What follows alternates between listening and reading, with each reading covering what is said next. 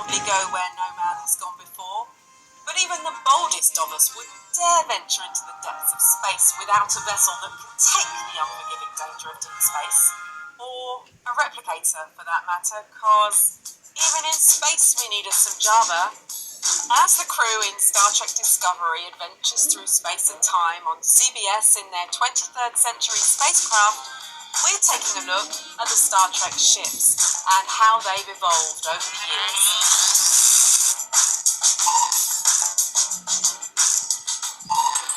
In 2151, the United Earth Starfleet launched their first Warp 5 vessel, Enterprise, registry NX-01. This ship was initially armed with phase cannons and torpedoes, but the pride and joy was the fastest faster-than-light engine that mankind had managed to design, thanks primarily to Captain Jonathan Archer and his father. This ship saw 10 years of service, during which time they saved the galaxy on more than one occasion, including stopping the Xindi Wars from erupting. Their adventures would contribute to the founding of the Federation, a vast alliance of races in the sector. Almost 100 years later, the USS Enterprise NCC-1701 was launched. This Constitution-class vessel was the most advanced ship in the fleet, commanded first by Captain Robert A. Kroll and then Captain Christopher Pike. It could travel much faster than the NX-01, allowing it to undergo missions deeper into deep space than ever before. It was ordered to remove itself from the battlefield during the Klingon War of 2257 to 2258, while other starships like the USS Shenzhou NCC-1227 and the USS Discovery NCC-1031 dealt with the threat. While the Shenzhou was one of the first casualties of the war, the Discovery was one of the contributing factors to its peaceful resolution. Unfortunately, the Discovery was lost almost a year later, presumed destroyed in battle with the consciousness known as Control. The Enterprise was a witness to this battle, during which time it was severely damaged. After some refitting, the Enterprise would later be placed under the command of famed alien kisser, Captain James T. Kirk. You may have heard of him. Almost another 100 years later, the Galaxy-class Enterprise NCC-1701D was commissioned. Commanded by Captain Jean-Luc Picard, it was the most advanced ship in Starfleet, by which we mean it had all the biggest guns, despite apparently being geared almost entirely toward diplomatic missions. It was a floating town in space, with much of the living quarters located on the massive oval saucer section.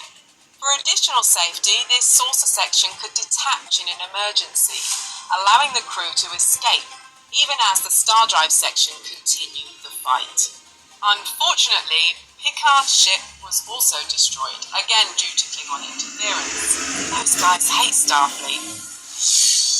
Several of the crew were reassigned, including posting on one of the Federation's farthest space stations, Deep Space Nine, commanded by Benjamin Sisko. This massive circular starbase was constructed by Bajoran slaves under the whip of Cardassian overseers. However, when the Cardassians were driven from Bajoran territories, Starfleet was invited in to help Bajor get back on its feet. It was an outpost, a conference destination, a pleasure hub, and a critical line of defense against the Dominion, a deadly new enemy from the Gamma Quadrant. To help in the fight against the Dominion, the USS Defiant NCC-74205 was commissioned. It was a heavily armed warship, though in addition to the updated quantum torpedoes, its main defense was the cloaking device, a machine that allowed the ship to become completely invisible to both the naked eye and to other vessel scanners. It would form part of the front line in the ensuing war between the Federation, Klingons and Romulans, and the Cardassian Union and the Dominion.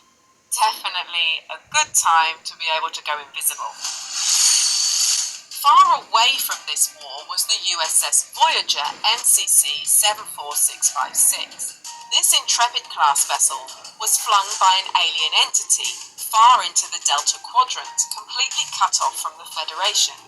Even with its advanced engines, it would take 75 years of normal travel to get home.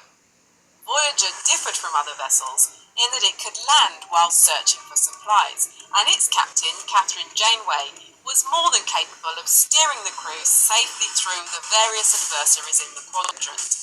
It was thanks to her and a series of unlikely events that the ship arrived home safely, just 7 years later, a good 68 years earlier than expected. Public transport could learn a thing or two. The USS Cerritos and the USS Titan would then launch to explore the quadrants of space, while Picard would spearhead the attempt to evacuate Romulus ahead of an impending supernova. Even with interference from rogue factions, the Alpha and Beta quadrants remain in somewhat good condition, blissfully unaware of the burn, which would occur nearly 700 years later. There's even a rumour that an old ship from the 23rd century was sighted in that time. Something called Discovery? Sky Broadband Superfast is so reliable they guarantee your speed or money back.